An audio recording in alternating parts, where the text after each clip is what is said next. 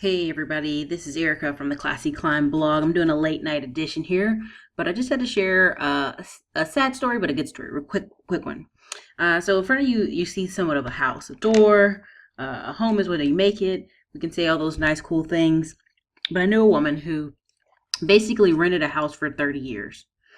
And the father who owned the house, he said, "Listen, I'm about to be 70 something years old. I'm retiring from real estate and I'm literally going to give this stuff over to my son." Now, my thoughts are, you've lived in this house 30 years. Why don't I just sell it to you for, less than what it's worth, like half of what it's worth, or either even less than that or something, like what tiny amount of stuff could I give you this house for, right?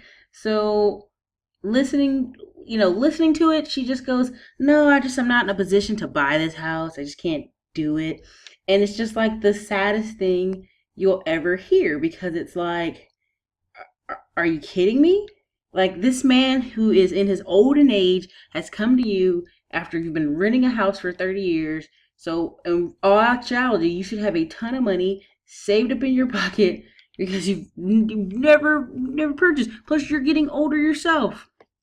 So this woman who our family knows, and at that point I think she was 55, somewhere around the age you should want to retire. And sure enough, she said no. And sure enough, the next year he gave all the properties over to his son, and guess what happened? He canceled her lease. She'd been living there for 30 years. This woman had a beautiful garden in the backyard, beautiful front porch, beautiful paintings on the wall. I mean, like, this home had been well lived in. And the old man did her well. The kitchen was semi-updated. I think the appliances were mostly updated, mostly the stove and the refrigerator. But, like, just the thought of you having to move because you did not step up and take control of your future when presented the opportunity is one of the saddest things I'll ever see and ever witness. And in that moment, seeing her, knowing her story, and our family and other people helping her move to her new, smaller, I mean, like, literally, she had a 3-bedroom, 2-bath house. She'd been in for 30 years in a great area. Now she was moving down to a 1-bedroom, semi-retirement community for $400, like, fixed income thing. And it was, to me, absolutely depressing, because I felt like not only did she cheat herself, she, shortchanged her future, because literally he was selling her his house for 20 grand, people. He's like, "You can't go to your bank and get something for 20 grand? No, she couldn't, because she had a relatively new car. That's where her 20 grand was. And to me, even if you gave the documentation and took pictures of the house and said, "Look, I've been in this house 30 years of my life, and this guy's offering me this absolutely awesome opportunity to buy it. I'd like a bank loan." And I think the guy was even willing to do owner financing if she could pay it off in 24 months or something like that, which should have been easy for her. But it just goes to show how important it is to take control of your future, how important it is for you in your young years to stack up cash. And don't give up. I don't want people giving up because they go, "Well, I've just made so many mistakes." A lot of people can turn their life around within 1 to 3 years. And the reason I say 1 to 3 is because you have a running start. You've been in America a long time, your whole life. And the average Korean and Haitian that moves to America, penniless and broke, according to the IRS, within 5 years is a millionaire or has $1 million in assets, as according to the IRS. So just think about that for a minute. 5 years in this country, no knowledge of the language, no connections, just coming to this country and seeing the beautiful fields of opportunity and going for it. So again, I know some people are going to say, "Well, Erica, she's been paying that $400, $500 rent her whole life. She just didn't budget, or she didn't set money aside." But even in that argument, she's 55 years old. She ought to had some kind of semi-retirement set aside to even go, "Hey, look, let me offer you 10,000 lump sum and take the other 10,000, try to get 10,000 from my bank." Do you see what I'm saying? And we have a ton of baby boomers getting ready to retire, and they will not let go of Social Security, no matter what you say, because the fact remains is they're getting older.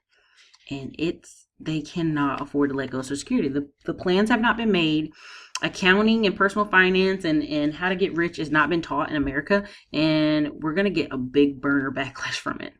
At one point in time in our history, it paid to send your child to school for them to learn to become a good employee, learn to sit still for 8 hours a day, which you see men all around this country suffering from ADHD, according to some teacher, when really it was just a program to teach people to sit still for hours on end, when really that's not how life works.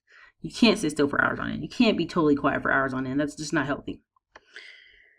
But again, I digress. I just wanted to give this little life lesson. Listen, when opportunities come your way, do it. Take full advantage. If you are a person on a fixed income and you only get an extra $50 a month or $100 a month, don't go to the bar with it.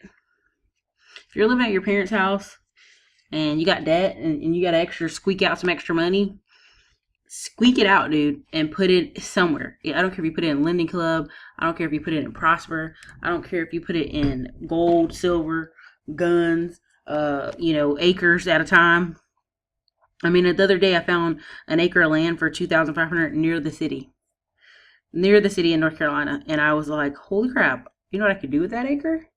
I could put trailers on it. I don't know if it would be zoned for that over there, but I mean, or I could build a duplex on it, get a bank loan for a duplex or a floorplex, and build that, and have that awesome future.